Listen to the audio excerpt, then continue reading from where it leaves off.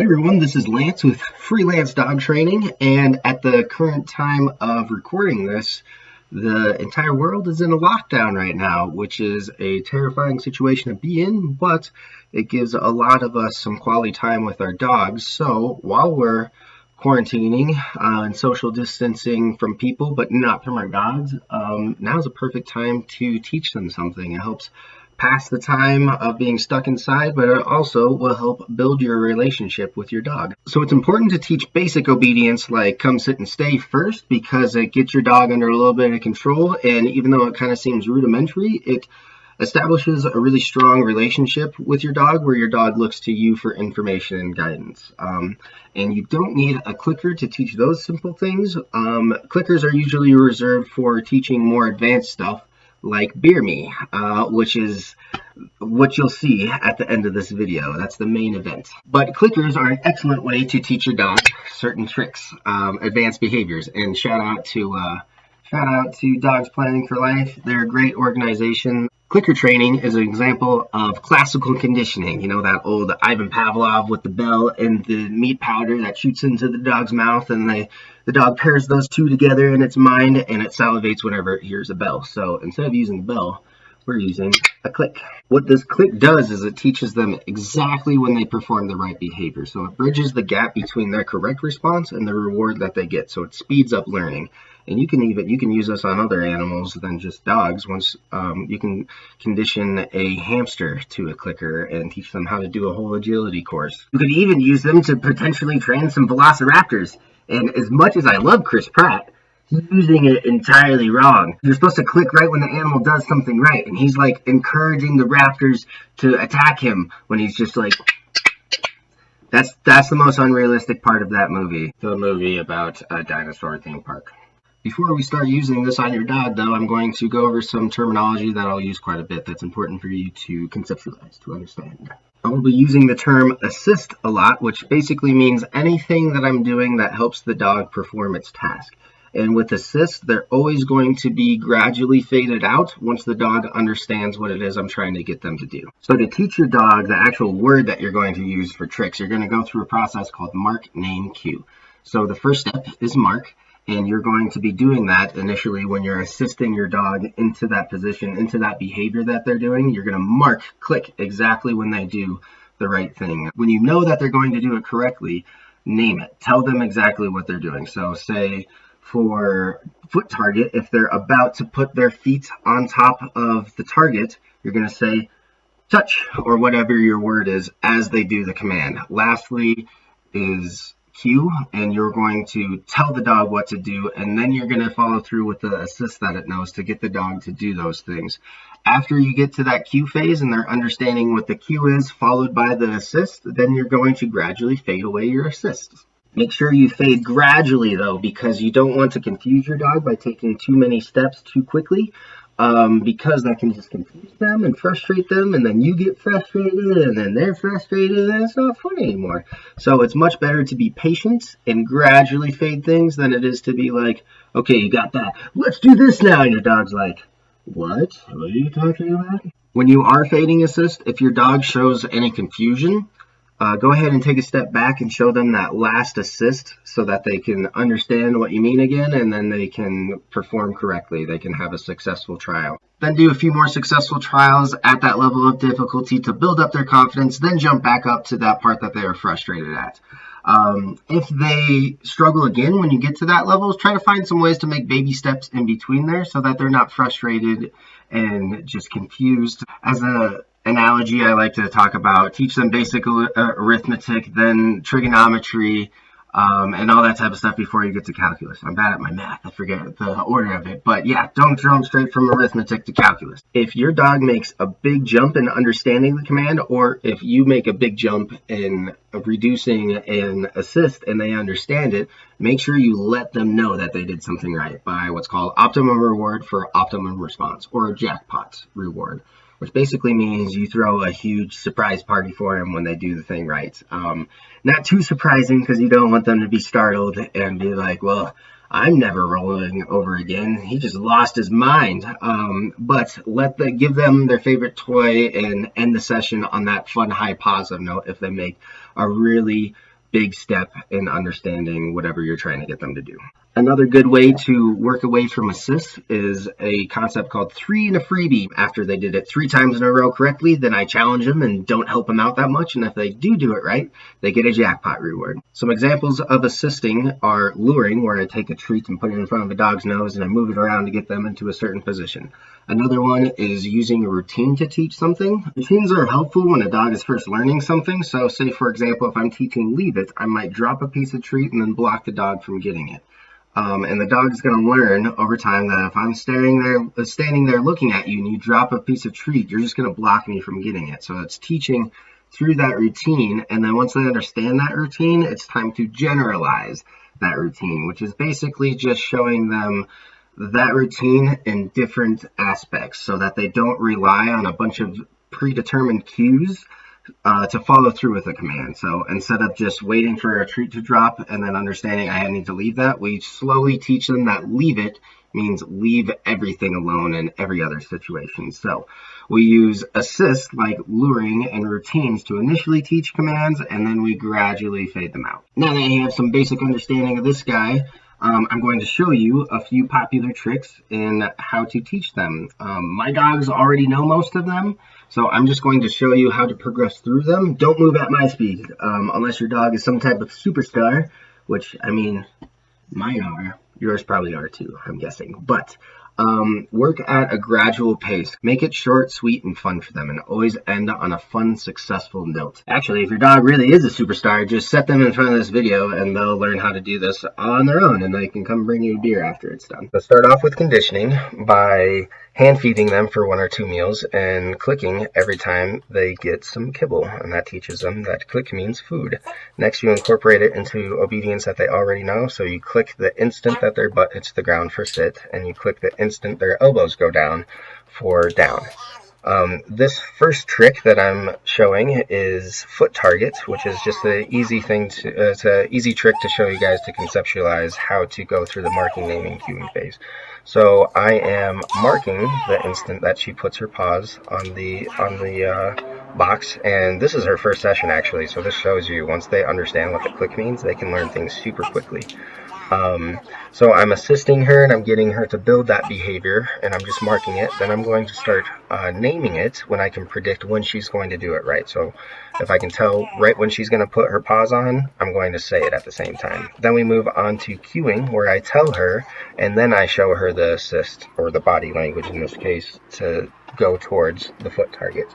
After she understands cueing, then I'm going to start fading the cues, or I'm going to start generalizing in this case by moving my body in relation to the foot target instead of being right next to it or moving towards it. You can also move the foot target, but I don't want to move the camera as well. You can also throw in some other commands in there so she's not just learning from routine of being a springboard back and forth to the foot target. In this case, she doesn't understand because she's facing away from it, and that can be hard for a dog to conceptualize to work away from you. So when she didn't understand, I went back and I showed her the body language to tell her what to do since she was struggling with it. And then I got one more successful rep in before I ended. Shake is a super easy one. You basically put a treat in front of their nose until they're frustrated enough to paw at it. Then you click and give them the reward. And then you take the treat out of your hand and just do it with an open hand. But wave is super easy too. It's basically the high five, too slow game. And then once they're missing your paw, you gradually work it up to a wave instead of reaching out for their paw. Sit pretty is essentially the same thing as, or luring as shake is, but you hold the treat above their head, and whenever their paws come off the ground, you click, and then you gradually shape them into the right position after you build up that behavior of them lifting their paws off the ground. So Allie's super good at this. Then rollover is a classic, and it's a good example of successive approximation, which just means baby steps towards the end goal, the final behavior. So click at first when they are just rolling their hips over, and then click when they roll on their side, then click when they roll on their back, and then click and have a party for them when they roll all the way over. Sometimes they can struggle with going on their back, so make sure that you're clicking if they're attempting and holding that position for a while. You might even need to push them over, and then fade out that assist if you need to do that often. And then speed up your lure to get them doing it pretty fluently, and then you fade the lure completely, fade that assist to where it's just a hand command and you can stand up and do it. Weave is super easy as well. It's just luring a dog through your legs and clicking when they go in between your legs, and then you gradually fade that lure out. And then this is a good example of building frequency or intensity. It's kind of both, where at first I'm clicking every time he goes through my legs, and then I might do every other time he goes through my legs, and then I'll just do it randomly, where if you go 4 times I'll click, or once I'll click, or just switch it up. That was a good example of a reset right there, where he failed at it, so then I got him back in the starting position and started over. Try not to do that too often though, because it can confuse the dog and frustrate them, so fade gradually. Play dead is a super cute one. It's always adorable to pretend to murder our dogs, but start off, make sure that they know the down position and roll over from using lures, and you're going to lure them into position while also pressing on their neck and pushing them basically into that position. And then you fade out the lure, and then you fade out the pressure that they put on your neck, and you work through the mark name cueing phase with that. And then look at him struggle to get up. He's so cute. And then the first time that they are cued into going into that position, and you don't touch their neck and they go into it, then give them a huge jackpot reward, and then that pushing basically becomes a hand command. Spin is an easy one. You just lure and then fade out the lure, and then increase frequency by waiting for 2 or 3 spins before giving them a treat. Stand, make sure that your dog has some healthy hips before doing it, and click when they go all the way up, and then you can build duration by waiting for them to hold that position longer. Cozy is a cute one. It's an example of chaining behaviors, of chaining the hold command of hold the blanket and then roll over. And then I left this in here because I wanted to show an example of don't be a robot that's just clicking and throwing treats at your dog. Make sure that you're actually playing and really being emotive and having fun with them. It's a fun time. Make sure you're having fun with them. This video is like 3 years old. You can see my explosive detection dog in the background there, Layla. Alright, on to the main event, Beer Me. This first start off with teaching your dog to tug at the door, so you need to first generalize a tug that is static on a door. You might want to actually use a tug toy instead of a towel, so you're not wiping your hands on a dirty slobbery towel. But yeah, get them to start tugging on whatever you attach to your door, and you might need to, for Allie, I had to really play with it a lot to get her engaged with it because she's not much of a fan of tug, and I'm actually pulling this door open, so I'm assisting her on this a little bit, and then that's an assist that I faded over time. But look at Lance being so patient. He's like, I know how to do this. When do I get a turn? So yeah, I'm just gradually fading that out. But this is an example of loading, which is me showing them what I want them to do and not letting them do it until I cue it. So it just builds up that behavior and that want to do it. And then I took out that assist of me being there and jumped up to, all right, you're going to do it on your own, and I'm going to give you a jackpot or reward when you do it. So sometimes don't let them rely on that assist for too long. So that actually made her kind of weary of the door since it opened and popped out at her, and she's just kind of a nervous dog in general. So I put this in here to show you what to do when a training session goes awry, because it took me a while to realize, but obviously she's nervous of the door right here and she doesn't want to go near it. And she's doing a refusal right here, and I'm being a dummy of like, come on, what the heck, you've been doing this for a while, what's going on? But it is good to actually put our dogs through slight amount of stress, just like it is with kids, as long as they overcome it, because it builds confidence, instead of teaching them, oh, if you're weary of something, then we can just avoid it and you won't have to do that. So it basically reinforces them being scared of things. So if it's just a slightly stressful event and I know how to get through it, I'm going to put her through it basically and build up that confidence. So this is an example of habituation right here. I'm opening it repeatedly and showing her that nothing bad is happening, and in fact something good is happening. You're getting a bunch of treats during this. So basically, if you are having trouble in a session, don't quit at that point.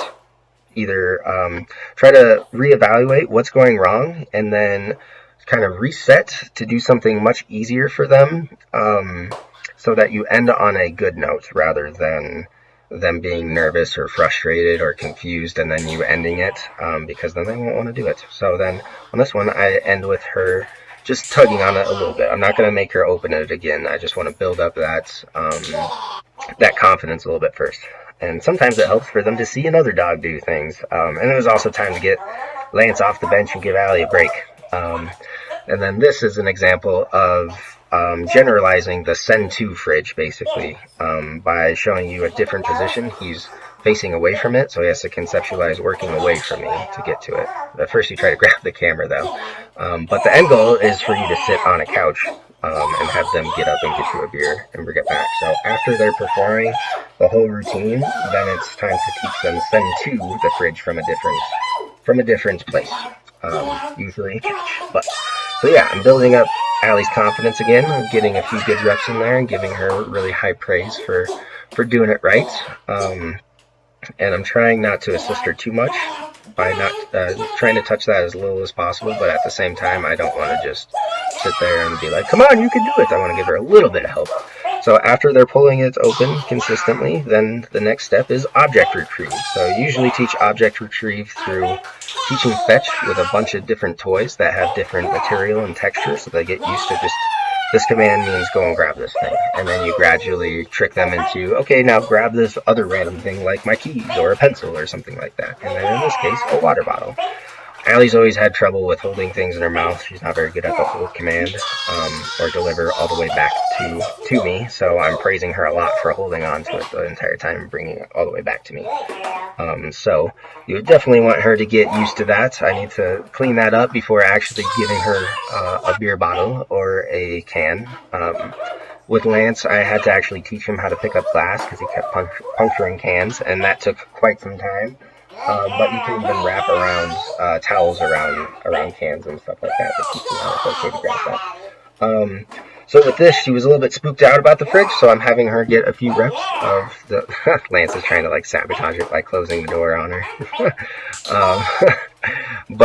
Yeah, so she got a few reps of getting it from outside the fridge. Now Lance is showing her how to get it from inside the fridge, and now it's Allie's turn to get it from inside the fridge. It takes a little bit of coaxing. She's like, are you sure? This is spooky and scary. It's cold and there's a weird machine sound. But she grabbed it. This would be a very shaken up beer, but she did it kind of.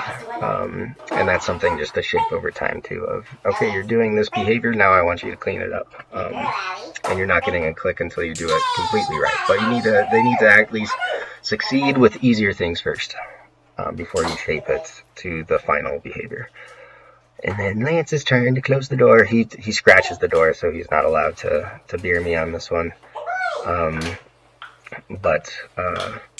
Yeah, that's what those first two steps look like. And then lastly, you can either teach them paw and then do the whole like, oh, too slow, and have them touch the fridge, or you can teach them to nose it and push it closed. So with this is target, and teaching her to put her nose on a target, and then I'm going to put the target on the fridge, and then I would remove the target after she has built up the intensity of being able to push it closed.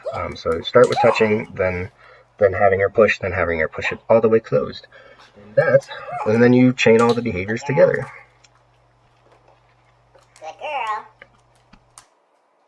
Good. Thanks. Jeremy.